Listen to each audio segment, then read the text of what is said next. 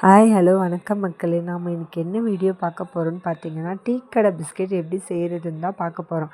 வாங்க பார்க்கலாம். டீ கடை பிஸ்கெட் செய்கிறதுக்கு ஃபஸ்ட்டு ஒரு பேஷன் எடுத்துக்கோங்க. அதில் ஒரு 1/4 கப் சர்க்கரையை பொடித்த சர்க்கரையை போட்டுக்கோங்க. ஒரு அரை கப் ரீஃபண்ட் ஆயில் ஊற்றிக்கோங்க. ஒரு கப் கோதுமை மாவை எடுத்து வச்சுக்கோங்க. அதில் அரை கப் கோதுமை மாவை இப்போ ஆட் பண்ணிக்கோங்க. ப்ளஸ் ஒரு பிஞ்ச் உப்பு போட்டுக்கோங்க.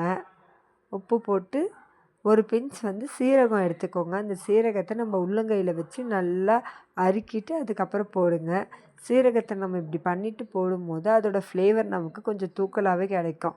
சீரகம் பிடிக்காதுன்றவங்க ஏலக்காய் தூள் போட்டுக்கலாம். இது நம்மளோட ஆப்ஷனல் தான், எது வேணால் யூஸ் பண்ணிக்கலாம். இப்போ இதை போட்டு நல்லா இதை மிக்ஸ் பண்ணுங்க.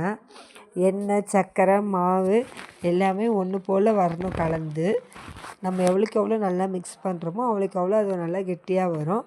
பிசைஞ்சிட்டே இருந்துட்டு மீதி இன்னும் கொஞ்சம் மாவு தனியாக எடுத்து வச்சுருப்போம். ஒரே டைமில் மொத்த மாவும் கொட்டாமல் கொஞ்சம் கொஞ்சமாக கொட்டிக்கலாம். மிக்ஸ் பண்ணுறதுக்கும் நமக்கு ஈஸியாக இருக்கும். இப்போ நம்ம கையிலையுமே நம்ம பிசைஞ்சிக்கலாம். விக்ஸ் வச்சு ஓரளவுக்கு மேலே நம்மளால் பண்ண முடியாது கட்டியாக வர்றதுக்கு. ஸோ நம்ம கை போட்டு நல்லா அதை க்ரிப்பாக பிசைஞ்சு எடுத்துக்கலாம். மீதி இருக்க மாவை இப்போ கொட்டி பிசைஞ்சிடுறேன். இதை நம்ம என்ன தான் பிசைஞ்சாலும் மாவு நமக்கு உதிரியாக வந்துடும். ஸோ நம்ம இதில் தண்ணி தெளித்து பிசைஞ்சால் மட்டும்தான் நமக்கு சப்பாத்தி மாவு பதத்துக்கு வரும். நீங்கள் ட்ரை பண்ணிவிட்டு பாருங்கள்.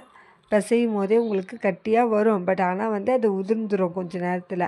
நீங்கள் எவ்வளோக்கு எவ்வளோ தண்ணி தெளித்து பிசைகிறீங்களோ மாவை ரொம்ப அதிக தண்ணியும் விட்டுடக்கூடாது. கொஞ்சம் கொஞ்சமாக தேவையான அளவுக்கு மட்டும் வச்சு விடுங்க தண்ணி.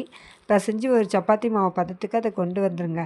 இப்போ கேஸில் ஒரு பேன் வச்சுட்டு அதை ஹீட் பண்ணுங்கள். ஒரு 10 மினிட்ஸ் லோ ஃப்ளேமில் வச்சு ஹீட் பண்ணிவிடுங்க. இப்போ பிசைஞ்ச சப்பாத்தி மாவை எடுத்து 2 பார்ட்டாக பிரித்து வச்சுக்கோங்க. நல்லா கையிலையும் முடிஞ்ச அளவுக்கு அதை பிசைஞ்சிக்கோங்க. ரொம்ப ஆடாக பிசையக்கூடாது. ஓரளவுக்கு சாஃப்டாக தான் நம்ம அந்த மாவை ஹேண்டில் பண்ணணும். அப்போ தான் நமக்கு அந்த பிஸ்கெட் வரும். பாருங்கள். இப்போ நம்ம எடுத்து வச்ச மாவை 2 இதுவாக பிரித்து எடுத்து அதை நம்ம பண்ணுறோம். இந்த மாதிரி மாவை நல்லா திரட்டி எடுத்து அதை இந்த மாதிரி நான் ஒரு உருண்டையில் 3 பிஸ்கெட் மாதிரி வந்திருக்கு. அதை எடுத்து பேனில் வச்சிடுறேன். ஒரு 30 மினிட்ஸ் கம்பல்சரி ஆகும். 30 நிமிஷம் கழித்து நம்ம அது எப்படி இருக்குன்றதை பார்க்கலாம் வாங்க. இப்போ ஓப்பன் பண்ணி பார்க்கலாம். இப்போ லைட்டாக வெந்துருச்சு. 25 மினிட்ஸ் ஆகிருக்கு. இப்போ நம்ம நைஃப்பில் ஒட்டலை. பட் மேலே பார்க்குறதுக்கு உங்களுக்கு வெள்ளையாகவே தான் தெரியும், கோதுமை மாவு மாதிரி. ஒரு 5 மினிட்ஸ் எக்ஸ்ட்ரா விட்டுட்டு திரும்பவும் அதை ஓப்பன் பண்ணி பார்க்கும்போது அப்படி தான் இருந்தது. சரி, நான் எடுத்து ஓப்பன் பண்ணி பார்த்தேன் எப்படி இருக்குன்ட்டு. பாருங்கள்.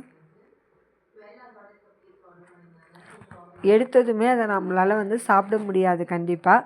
எடுத்த ஒரு 1 hour அந்த பிஸ்கெட்டை நீங்கள் வெளியே வச்சுருங்க.